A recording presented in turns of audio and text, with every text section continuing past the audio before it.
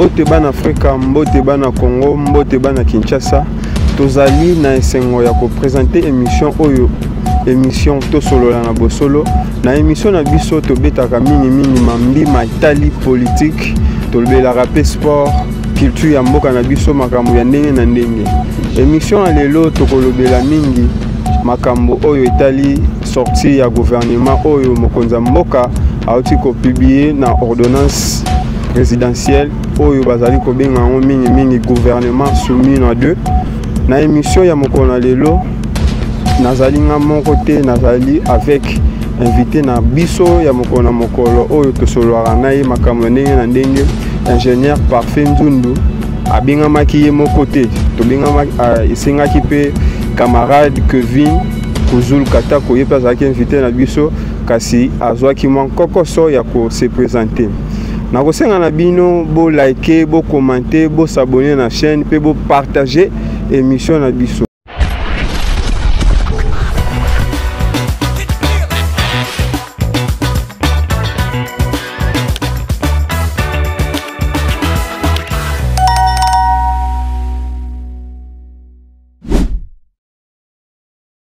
Parfait Nzundungumina, la voix de la jeunesse délimitée. Bonjour et boyei malamu na émission na biso.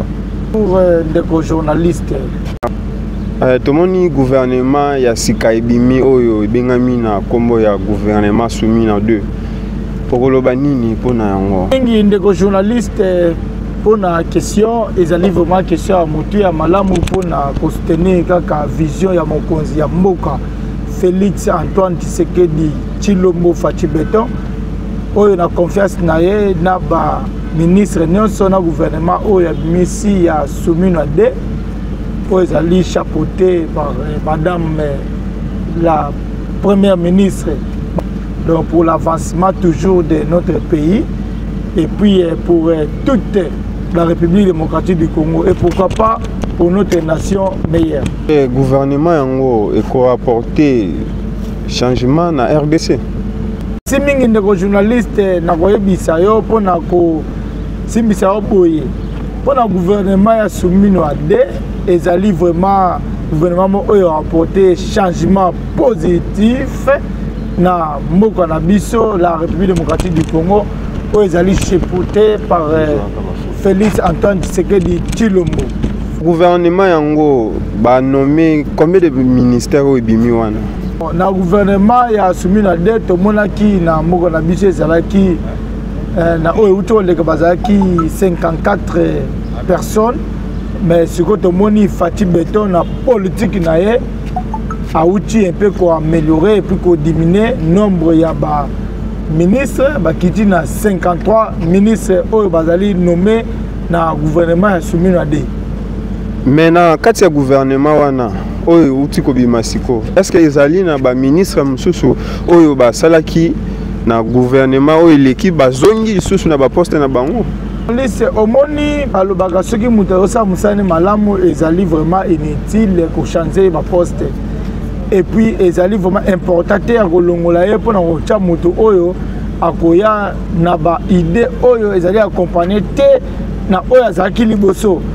Premièrement na kosimisa yo omonaki même excellence honorable sénateur Jokomu Lumba akomaki message moko ya gratitude vis-à-vis ya gouvernement oyo ebimaki ya soumis na deux oyo na kosala mwa lecture na moke ezalaki message de gratitude et d'espoir de la part de l'honorable sénateur Jokomu Lumba au nom de l'engagement patriotique et de l'amour profond que je porte à notre chère République démocratique du Congo. Je tiens à exprimer toute ma gratitude au président de la République, son Excellence Félix Antoine Tshisekedi Tshilombo Faci Beton pour sa détermination constante à faire avancer notre nation vers un avenir meilleur à travers la mise en place du nouveau gouvernement.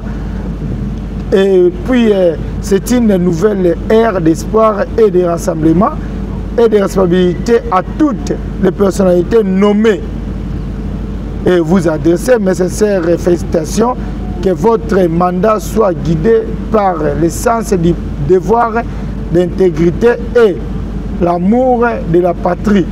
nous avons obligation morale et l'historique d'accompagner la vision du chef de l'État bâtie sur l'unité des progrès et la justice sociale, que chacun à son niveau puisse se positionner avec loyauté et compétence pour l'avancement de notre nation. Et puis il avait déterminé que non, bonne chance à tous les nouveaux ministres et ceux qui ont été reconnus dans les nouveaux gouvernements. Merci. Wana ezalaki message oyo outi epai ya honorable sénateur Jekoko Mulumba oyo bana ya limité bana kingaba balelaka ye mingi apesaki na après ba publication ya gouvernement suimi na deux. Est-ce que ndeko parfait comment na ndenge ba ministre msusu oyo bazongeli ba poste na bango neti ministre ya éducation nationale Mama Raissa Malou, est-ce que ça qu'on mérite façon kaka wana bakoka ko changer to pe bakoka ki ko permisa merci mingi ndeko journaliste pour la question ya Mama Raissa Malou o azali ministre ya EPST na ngambu ya éducation ndeko journaliste na aussi misayo boye profil na ye ezo témoigner engagement dans l'éducation et la promotion de la citoyenneté et responsabilité dans les ministères, il y a éducation nationale. Et puis, président de la République, Otobengi Félix Antoine Tshisekedi Fachi-Beton, a nommé Pambate. Il reflète aussi la volonté du président de renouveler les visages et l'encouragement de la compétence féminine. Voilà. Là où c'est là que non, mais c'est Félix Antoine Tshisekedi qui est Félix Antoine, notre président.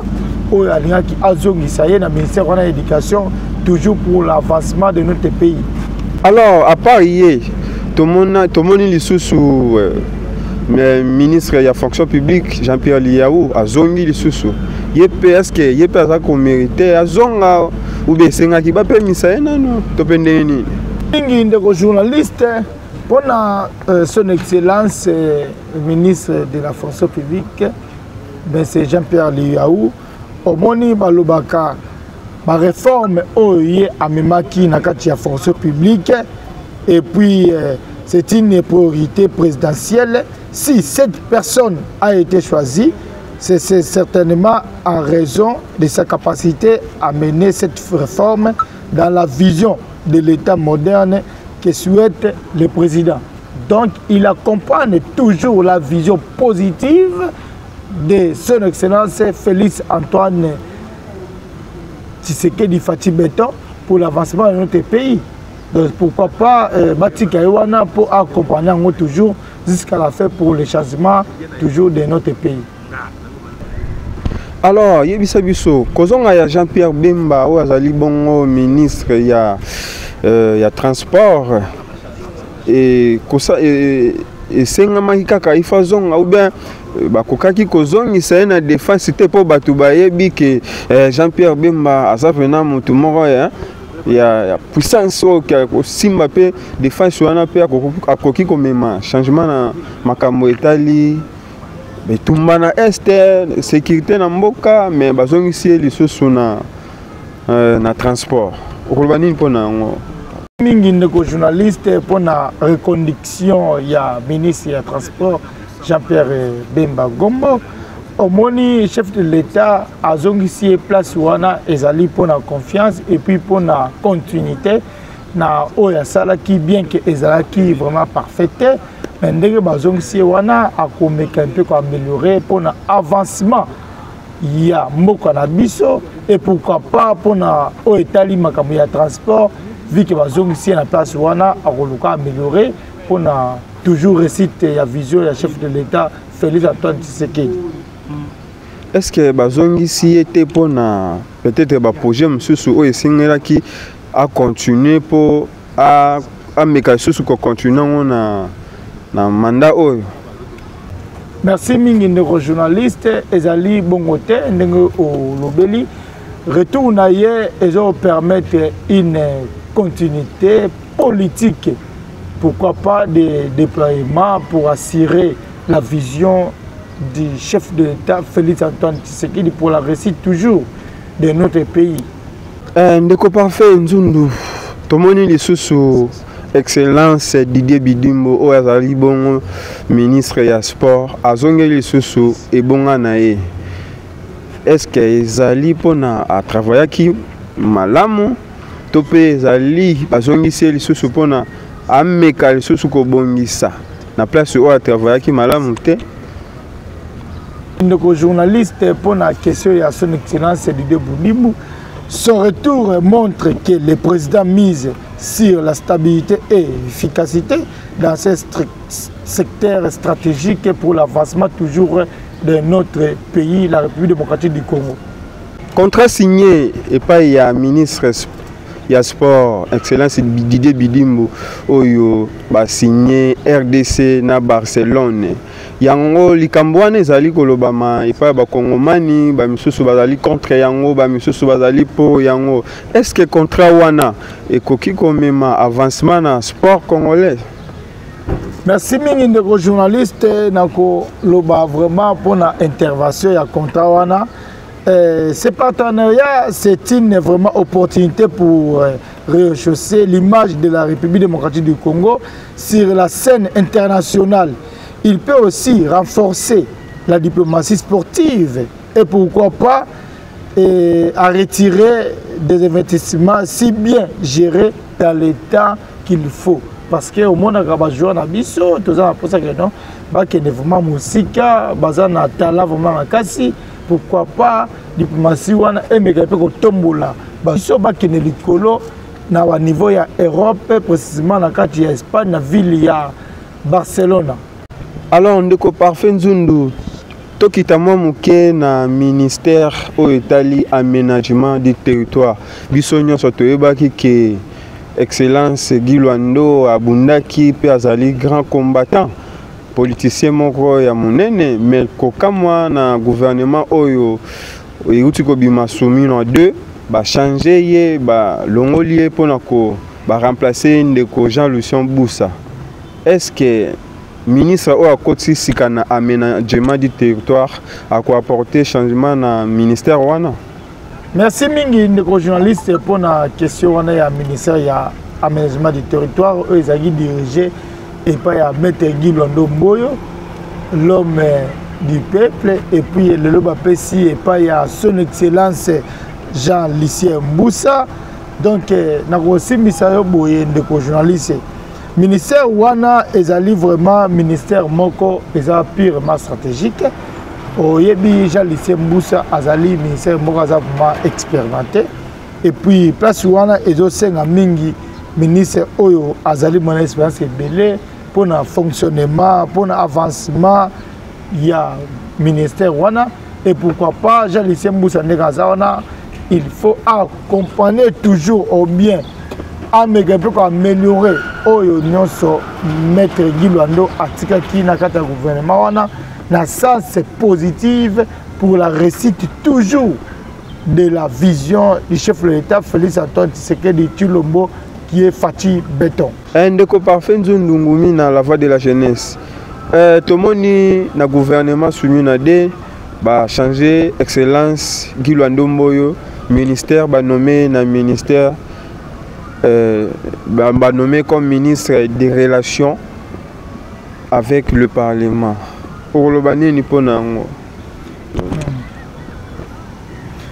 Merci mingi ndeko journaliste pour question ya maître Guy Lwando moni to moti ko mona betana muke ezo tambola par-ci par-là que non maître Guy Lwando azaki contacté pour na ministère wana ou ba PCA ya relation avec le parlement mais nako simbisa yo boye monsieur journaliste que place wana batie maître Guy Lwando ezali pambate. C'est pour sa loyauté et son expérience et son engagement des actions du chef de l'État en fonction d'un profil idéal pour cette mission sensible. Et pourquoi pas, c'est une aussi marque de confiance présidentielle que le président de la République Fati Béton, Oyo, Tobenga le garant des nations, a tchaki confiance et pas à mettre Guy Lwando qui est au PCA ministère. Et puis, na yebisi bino boui. toyebi ete na moment ou bien na temps oyo engagement ou bien nomination ezali te que poste mutesalaka mutu ezali que mutu nde asalaka poste. Et puis nous, étant que le jeune cohérent et le jeune sauveur de la commune de Limete, nous sommes confiants et assurés que Maître Guy Luando Mboyo a commémoré un changement et belé dans le ministère de Siwana. Tout le monde qui aménagement du territoire est qui dans les néants. Mais le long de Kounanga, les journalistes, tant que Maître Guy Luando ministère et aménagement du territoire, pour le qui changement est belé.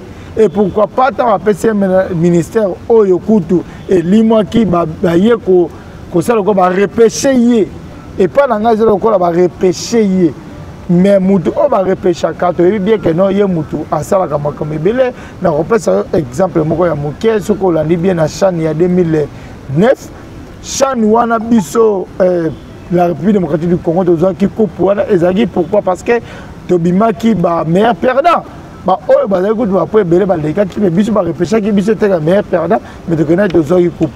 C'est pourquoi Ngak étant que la voix de la jeunesse de Limete, un jeune parfait nous n'a encouragé et pourquoi pas motiver son excellence Maître Guy Luando Mboyo, dans le ministère Oyo Félix Antoine Tshisekedi Tshilombo a fait confiance à améliorer à l'accès de quoi est-ce qu'il est capable pour le changement et pourquoi pas l'avancement de notre pays, la République démocratique du Congo.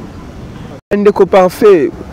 Bato ebele ba kotuna bato ebele bazali kolobela bayeba mais tina ministère wana ezali nini oyo bapesi excellence Guy Luando bato misusu bazali koloba ministère wana ezapo asololaka na ba député na parlement ezapo afongolelaka ba député ba porte tonne donc internet eza ko yinda makasi pona likambo wana okoki koloba nini pona oyo batie wana pe biti ya ministère wana nanga pe na lanaki mingi ba commentaire ou les par-ci par-là na pays na biso mais na koyebisa bandeko boy ministère wana ezali vraiment ministère ezali essentiel ezali ma ministère moko essentiel oyo ezali ko renforcer ba lien au étali entre le gouvernement et les deux chambres.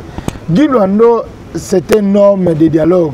Pourquoi pas il va faire toutes les stratégies, pourquoi pas mettre toutes les stratégies en place pour jouer à dialoguer ou bien à avancer ministère wana en place ou bien en avant entre les deux chambres du gouvernement.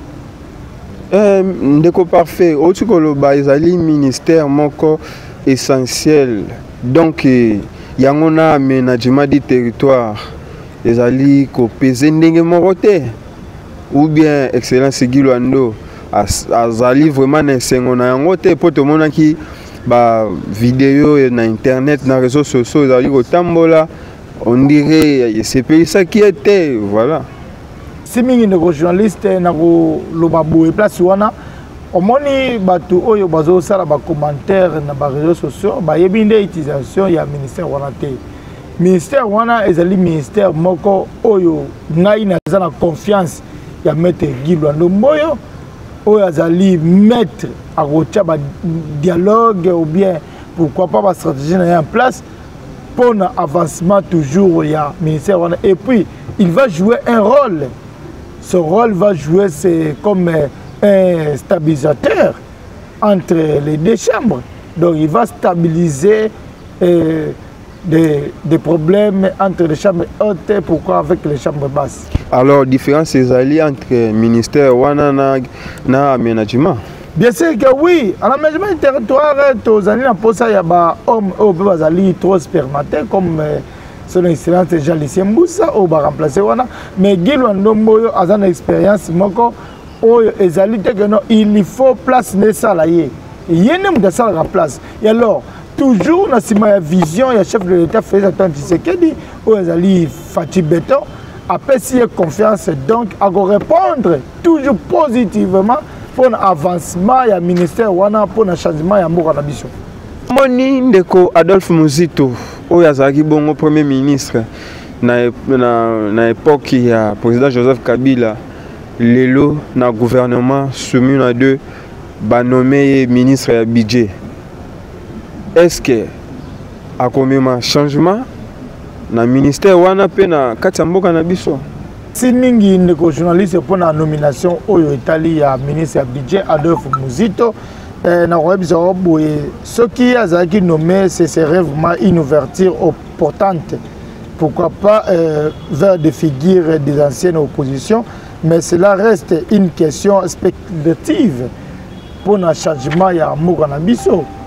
Donc Fati a tchaki le boko na ye boye à attendre le moko na ye albeke non naza posa ya bo posa nyonso o baza posa changement moko na biso ba ya to sana bango ensemble to travailler, mais o ya mona ke no azaki permanent pour na kuya ko travailler na Félix Antoine Tshisekedi azali président de la République.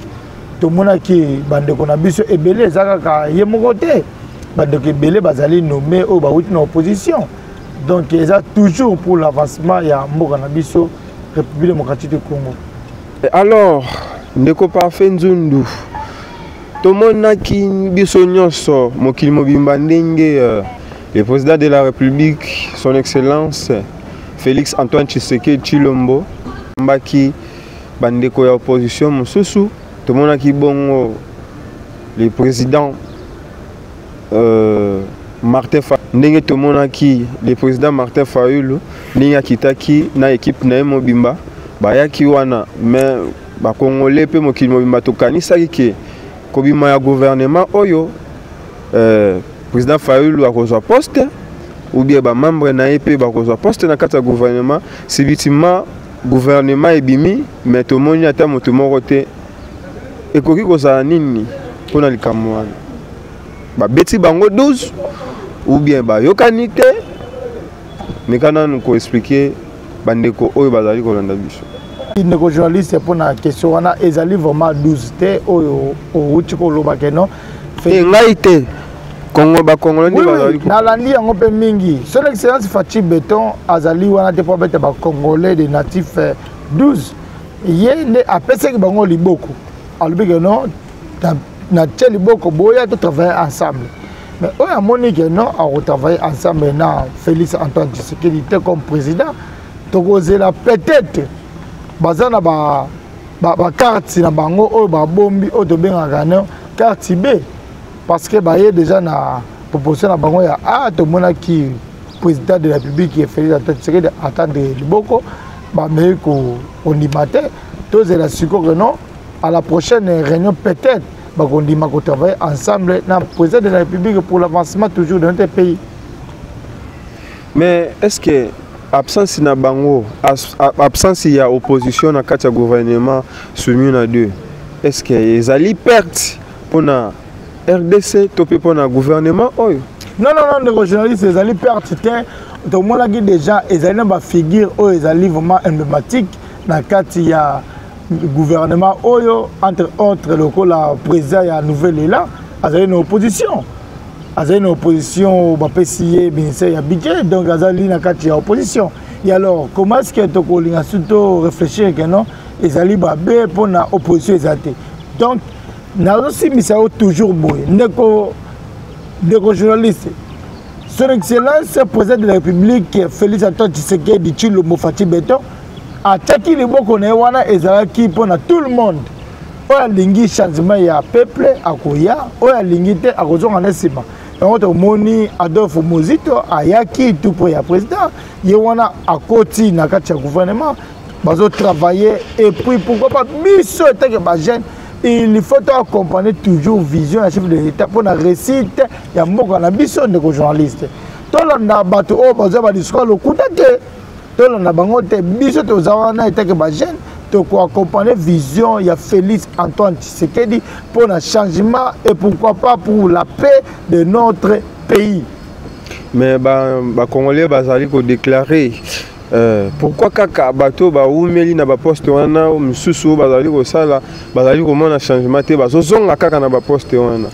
Merci mingi ndeko journaliste pour na ba poste wana et puis na bato bazozonga ngai na monaka vraiment mingi akoloba place wana te parce que ezali déjà ba loi oyo ezali voté na kati ya Assemblée nationale et pourquoi pas ceux qui balobi va changer la loi ngana ozala convaincu nango biso surtout ba jeune autres dans parti politique au moins bien que non ngana telemela ngo souvent au komona que non jeune azolanda député soit disant ou bien ministre moko mais au moins dans parti politique ba makambo eye au moins que non ba jeune wana bazo se retrouver te ministre wana obe député comme obenga bande connaît par-ci par-là et puis na aussi monsieur exemple na yebi que non ezali na député moko azali awana moi mbakadogo ye musala na ye ezali ete abengi bande connaît na opesa information o ezali verifiable soki te moko luka abengi bande connaît même ba uti na mboka aye a loger ba quelque part